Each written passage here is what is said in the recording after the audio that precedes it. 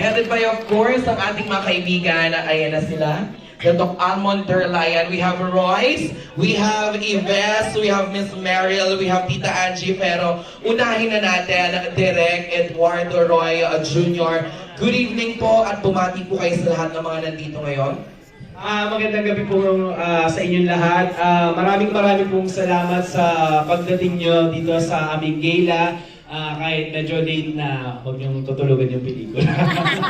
Maraming salamat po. Susunod, Royce Cabrera!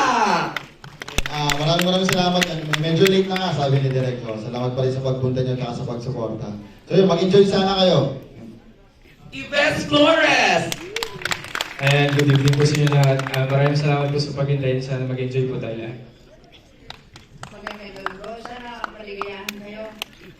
Gabi na eh. So, manood na po sa maligayan. Maligayan at maraming salamat sa pagdali niyo.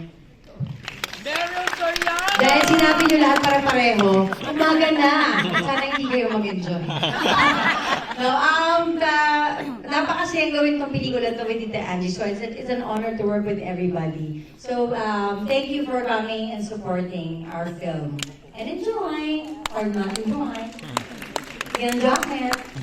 Of course, ang ating mga artista, para naman sa ating gala night, meron kaming something para sa inyo kay Direk. Ayan, meron tayong pasampagkita, yes.